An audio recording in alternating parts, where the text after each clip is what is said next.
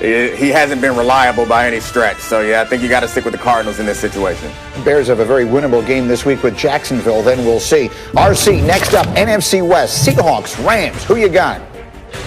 I'm going to take the Seahawks. I think the Seahawks win the head-to-head matchup against the Rams. That'll be in Seattle. They've been playing better defensively. And you look at that second half of the Los Angeles Rams games, that was kind of when it started. And then the Seahawks finished with the San Francisco 49ers, whereas the Rams finished with the Arizona Cardinals. I just think they have a better schedule. I think right now they're playing a little better football, and Russell Wilson finds a way to get it done. And the Rams just lost to the Jets. Meanwhile, Graziano, Washington or the Giants in the East? Who you got? This is an ugly one, that's for sure. But I will take Washington. They have the tiebreaker edge on the Giants.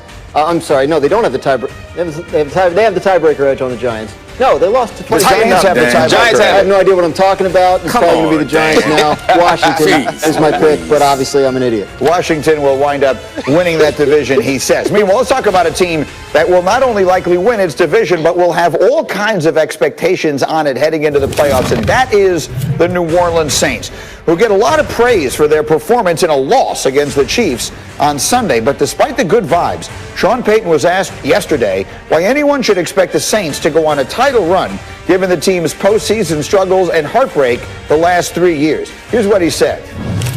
I think there's a little laziness relative to research and saying, well, they get to the playoffs, they're one and done. Not really. Will it need to be the Super Bowl? Yeah, probably so. I mean, but you know what? That's a good measuring stick, and that gives you an indication of how organizationally the culture's changed. So I thought that was a very interesting thing for him to say. Dominique Foxworth, as you heard it, what's your reaction?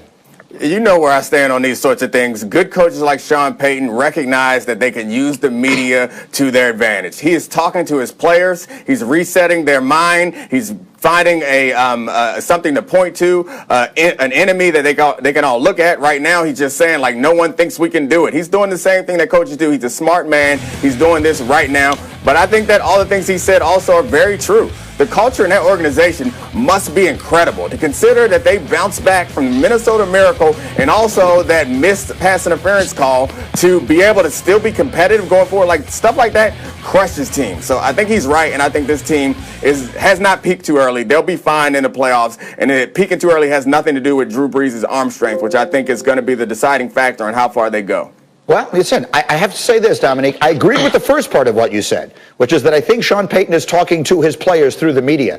I have to disagree with the second part. They have peaked too early the last few years. That may not be the reason they get knocked out. But Ryan Clark, it feels to me like 11 weeks into the season every single year, they look like the best team in the NFL. And by the time they get to the playoffs, they don't. I don't think that's an unfair way to characterize the way the last few years have gone in New Orleans. What do you think?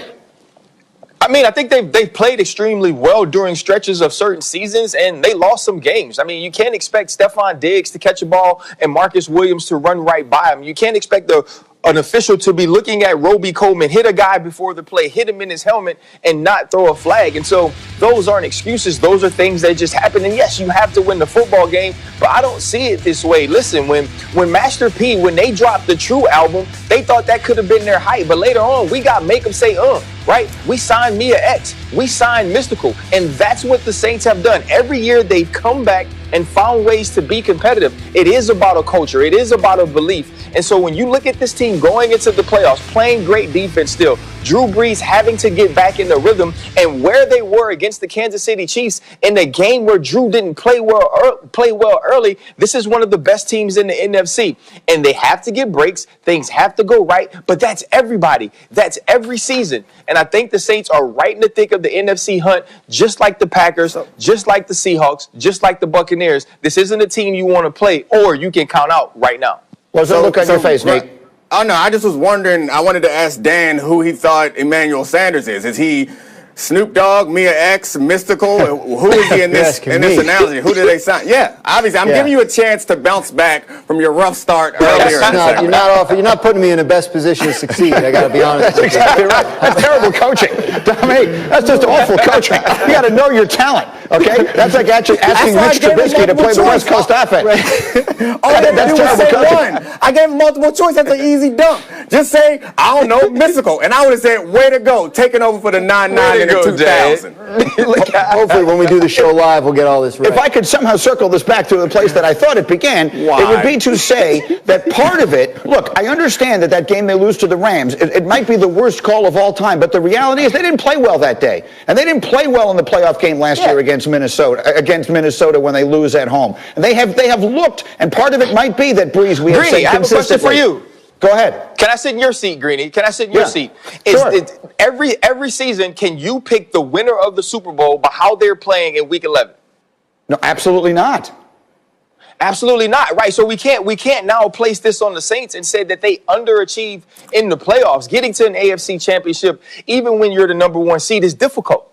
And losing that game happens from time to time. I don't necessarily know that it's about peaking during the middle of the season as it is executing in those moments. There's been some moments that they haven't executed, but that isn't to say that they peaked too early and weren't in the hunt late in the season. Come on, Dan. You got something to say. Save yourself, Dan. Say something smart. We got it. Supposed to go to NBA. I was at those last two Saints playoff losses. They had the chance to win the game, even after the pass interference penalty. They played lousy against the Vikings last year. You can learn from those experiences and be a better January team. And that does not mean that you're a terrible team or that you can't win the Super Bowl. But they have to do better in those games. They have to.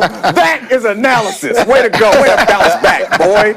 There we go. Just don't ask me about the tiebreaker. In that. We're coming back to the NFL, but if you're just joining us, we began with the NBA, whose season began last night, and that meant the return of that man, Kevin Durant, making his debut as a Brooklyn Net with his new teammate, Kyrie Irving, and the two of them were on fire early. That is Durant's first bucket in his return. It's a three, and then Kyrie Irving would knock one of those down as well from the corner here. Durant and Kyrie combining to score 27 points in the first quarter. Golden State had 25. Nets up 15 right before the half. Look at the range. Kyrie drilling one. He had 24 in the first half. The Nets were up 18 points. Third quarter, the Nets are pulling away. Spencer Dinwiddie to Durant, who throws it down. KD scored 22. Kyrie 26. Steve Nash, his first win as the head coach, and the Nets win one easily. Meanwhile, the nightcap last night, the Lakers and the Clippers, LeBron James getting his fourth ring as the championship rings were distributed, but it was a night that would belong to the Clippers. Kyrie taking it strong. We're going the other way. Dennis Schroeder to LeBron James. He would throw it down. He had 22 in 28 minutes, but Paul George would take this game over in the fourth quarter. Here he is late in the third, taking it strong, giving the Clippers a 6-point lead in the fourth. It's more from George. George knocking down the three. He would score 33 points on the night. Kawhi would add 26. Here comes some of those. Kawhi working on Alex Caruso. Feels like a mismatch. Clippers win it 116-109 to take the opener in what figures to be a good battle all year long, and we should have a bunch of them on Friday. The annual NBA on Christmas Day tradition continues. 5 games, noon Eastern on ESPN. Pelicans Heat.